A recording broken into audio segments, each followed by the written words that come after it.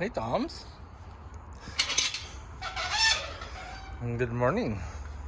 You've been outside for like an hour. Do you want to go in now? Do you want to go in? It's been such a beautiful morning.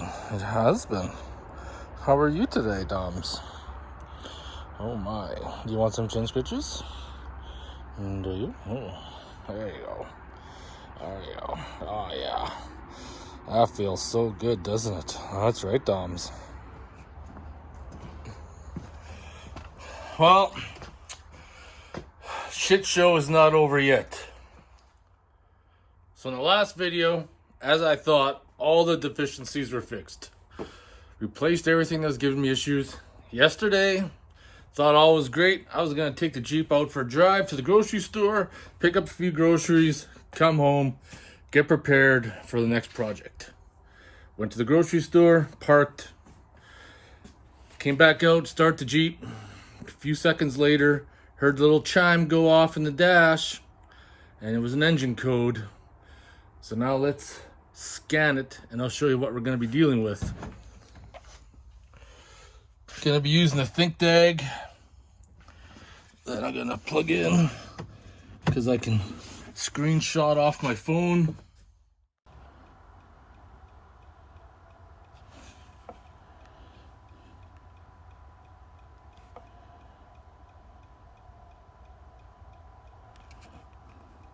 So those two codes are P0132 sensor 11 circuit high, P1128 closed loop fueling not achieved. Let's go over possible causes for these codes. Now, if you guys would have been paying attention to the on-screen data, if an O2 sensor signal circuit is shorted to voltage, all O2 sensor voltage readings displayed on the scan tool will be approximately 5 volts. Diagnose the sensor that set the most current code. So that would be bank 1, sensor 1, which is on the passenger side. So what we're going to do right now is start the engine, and we're going to let it idle for about a minute.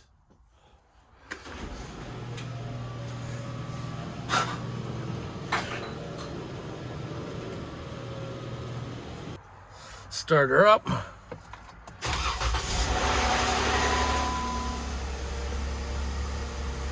See, the check engine light is there.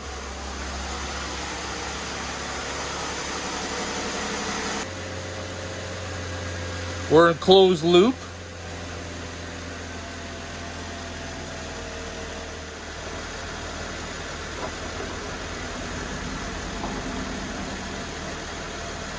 Yeah, so the code is definitely in there.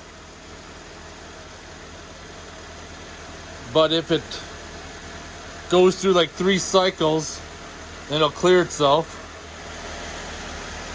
So right now, our numbers are pretty consistent between both of them.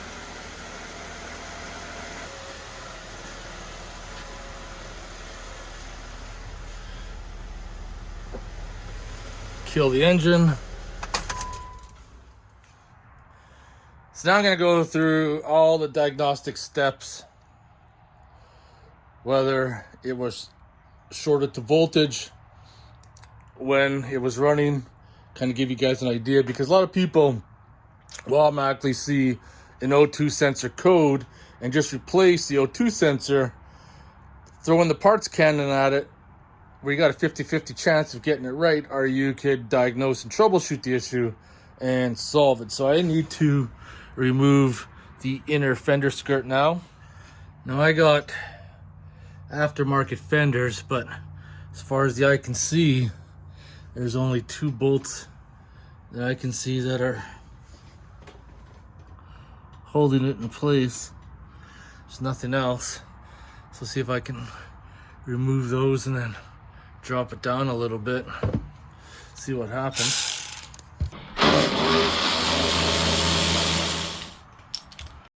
Alright, see if I can carefully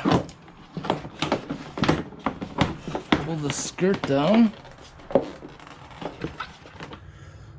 So now with the cover removed, this is your first sensor. This is the one that controls all your fuel mixture and then that back one is a secondary. Now, of course, the wiring harness has to be behind there, which is gonna make things a little pain in the butt for sure, but we will deal with it. So what I like to do before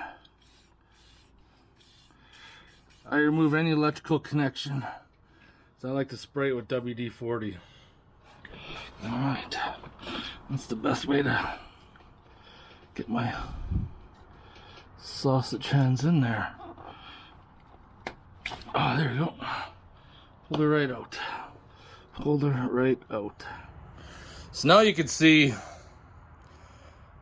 we got a P0032 now, which says active oxygen sensor 11 heater circuit high. These ones here are stored. So now let's go back to the live data. I'll probably have to scroll down to all the parameters. So telltale giveaways right here, 1102 heater temp minus 64, while 2-in-1 276. So that's how you can tell right now that we are dealing with the right O2 sensor. So this first test now is going to determine if there's a short in the wiring harness, short to voltage. So I already disconnected the O2 sensor. We're coming over here. We're going to disconnect that harness down there for this test. Now,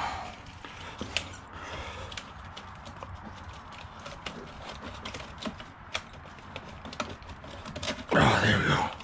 We're free. So if you ever want to know what your pinout is of your plugs, you go to this website right here, Mopar Connection Repair Kit, and it gives you all the pinouts and numbers. So this is the C2, so really want to look at where pin number 1 starts right there, and we should have 4 and then 3 empty. So I can go over here where that is, and I see 4 pinouts, 3 empty. So the right plug is disconnected. So I was saying earlier, if you had 5 volts at all time, so I got the terminal hooked up to pin number 4. The C2 connector's unplugged. Multimeter's hooked up. So then if I go back into my Jeep, turn on the ignition. If I go back to my meter and I see 5 volts, which I don't see anything, I'm good. That'll tell me I have a short in the wiring harness and 5 volts is being applied to pin number 4. So I'm going to repeat the same process. This time we're going to be on pin number 3. Same thing, multimeter, C2 connector, disconnect it, go back inside the Jeep, turn on the ignition, go back, check for voltage. No voltage there, so we determined there is no voltage short in the wiring harness supplying power to those 2 terminals. Now that's not saying there is not electrical short that could intermittently come on and off in the wiring harness. That is totally plausible. This is just a bench test from what do we see right now where you're looking good. So it's at this stage I can reconnect that plug.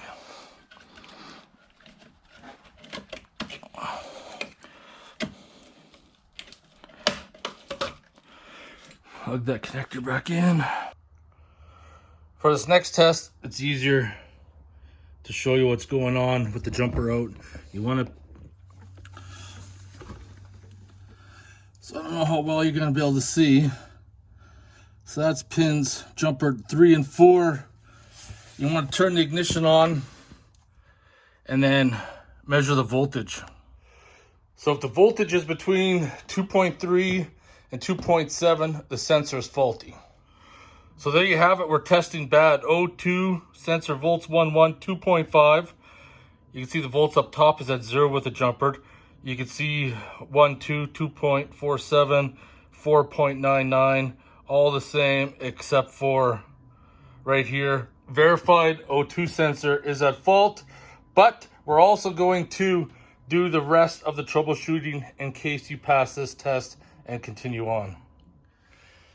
Now the next 2 tests is doing a resistance readout between the sensor and the C2 harness. So I need to pull the C2 plug out again. Once again, I'm on pin number 4 off the O2 sensor harness. And I'm plugged into 44 on the C2 harness, which is O211 signal. You can see. Now, if you had greater than 5 ohms, you have an issue in the wire between the C2 plug and the O2 sensor plug, which means there'd be a lot of tracing. But I'm good. We've already verified that the O2 sensor is at fault, but I'm just going down the whole electronic schematic so you guys could properly troubleshoot the issue. For this last test, we are trying to get in here, plugged into pin number 3. Got it. Coming back over to the C2 connector, we are plugged into 19, which is O2 return upstream, and that is pin 19 right there. Same thing. We're under 5 ohms. So once again, if you're greater than 5 ohms, which we aren't, you would have to find out the issue in the wire from pin 3 on the O2 sensor up to pin 19 on the C2 harness to properly diagnose the issue. Now, if you passed all these tests, if you went through all this and you still have an issue, then the problem starts to come down to the PCM. You want to start looking at the PCM pins. You want to look for corrosion. You want to look at your harness. You want to look for corrosion in your harness, anything like that. And also not ruling out that the PCM might actually be at fault at this issue, which in that case, it would be very expensive. But like I said, Mopar connection repair kit. You can enter in your vehicle, look for any plug you want. It tells you the pinout, what the circuit is. It is a great lifesaver when it comes to troubleshooting electrical issues. So what did you guys learn here? Test, don't guess. Diagnosed everything right down to the O2 sensor. Even though the O2 sensor was a stored code, not an active code, doing the proper troubleshooting, we got it right down. Determined it's not a wiring harness, it's not a PCM issue. Indeed, the O2 sensor, and you don't want to mess around with a bank 1 or bank 2 sensor 1 O2 sensor, because that O2 sensor controls your fuel mixture, and when it starts going faulty, your engine starts running rough, you could damage your catalytic converters. Fuel mileage is horrible. Don't mess around. I got the hair horns from the GoPro, hey? Now the funny thing is, I know I purchased, here it is, an O2 sensor socket. It's a 22 millimeter though. I don't know if that's the right size. Hey, yeah. There we go. It fit. It fit. Look at that.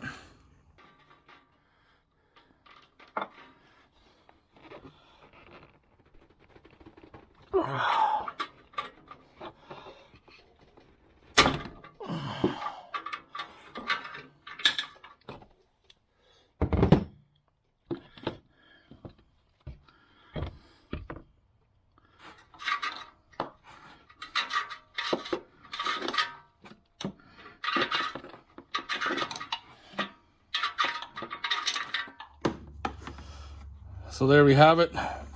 O2 sensor is out. I can run down to the store, grab a new one now, and install it and be on our way. So this little back probe set I picked up off Amazon, along with some Arduino wires, which either has the little pins like that, or those are really good for sliding on terminals. Has been a lifesaver for definitely troubleshooting any kind of issues.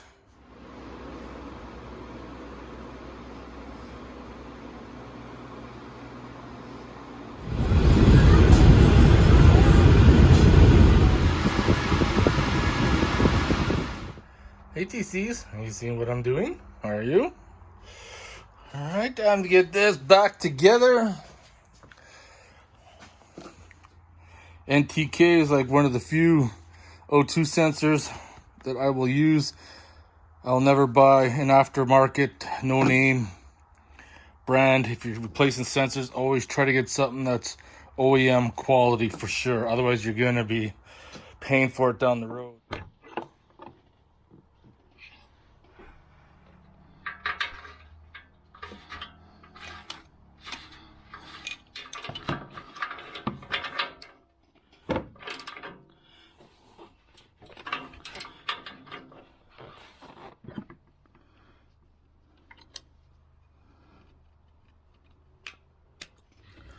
There we are, electricals together, done up. Keep the wire away from the exhaust. And then should be good. No issues whatsoever. Inner fender skirt's back in. Now I can boot the scanner back up, reset all the codes, and then go for a rip.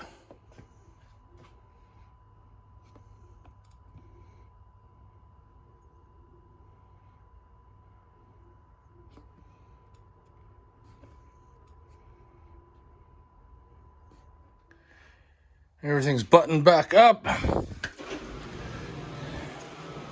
Double check. Make sure I'm not leaving no tools laying around on fenders or bumpers, because that would suck.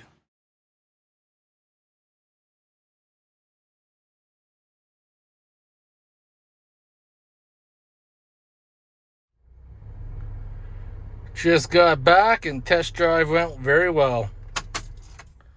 Another job well done. For whatever reason, these sprayers are working. Yeah, now they're hardly even spraying. So I think I found the issue why they're spraying so good and all of a sudden they aren't. I just noticed that this one here was broke when I popped the hood. I did, however, come over here. I was expecting the wiper set up. As you can see, pump is behind there and your wiper nozzles or wiper hoses go up there. So I'm going to fold down the hood and see. I got a clamp on that one, so I should have good spray.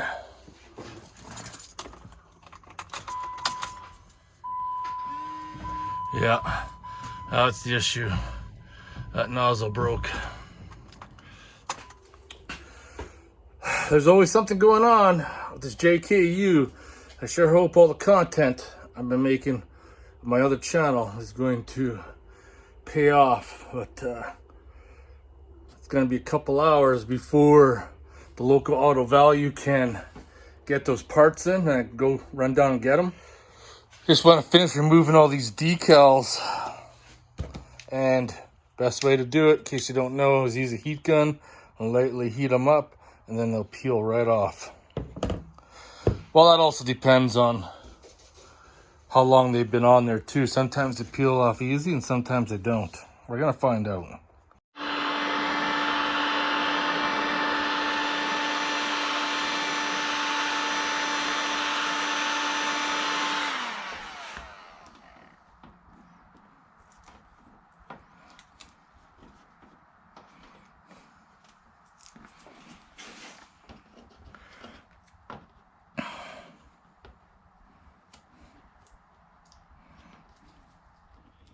You can see right there, got some glue residue. Some good old WD-40. We'll remove that.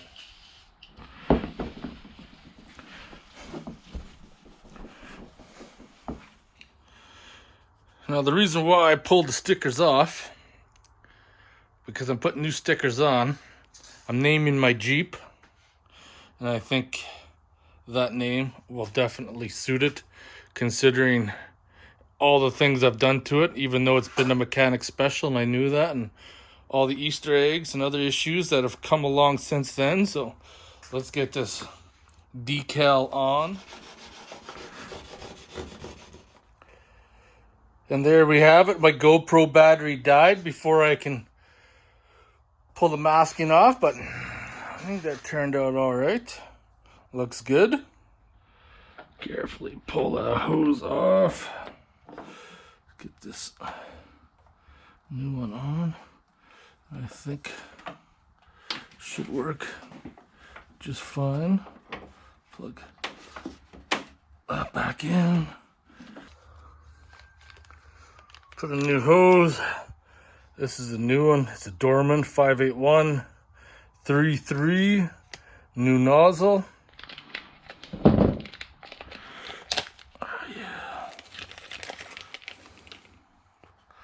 The fun begins. Get that in there.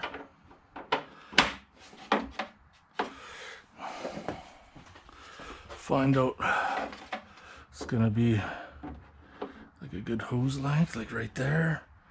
Come on. There we go. And then squeeze that on as such. I didn't clip it into the bottom there, so there shouldn't be any issues with stress in the lines. Close her up, see what happens. I think it's pretty much a given that it's gonna work. Oh yeah, wipers are normal now.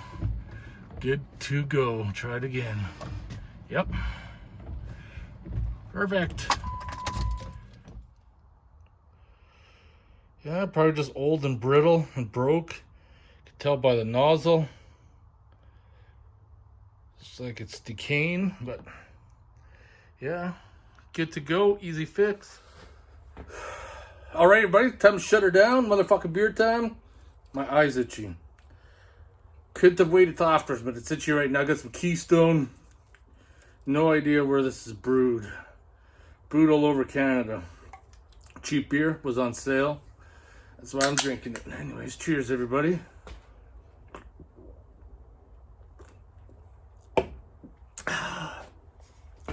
Hope you guys learned some valuable troubleshooting tips again, because it never ceases to amaze me that always gotta fix something. Always have to fix something. It just never ever ends. So I'm glad this is all taken care of. We're fixed. And now hopefully I can move on to the next project. I have to check, make sure that backlight was off over there, because I'm going to shut it down, go inside. Anyways, I want to thank you guys for watching. We're starting a new chapter tomorrow. I don't like my hair. I had a shower and had to go down to the parts store, and then typically I like my hair being messy, but put a hat on. Anyways, cheers, everybody. See you in the next one.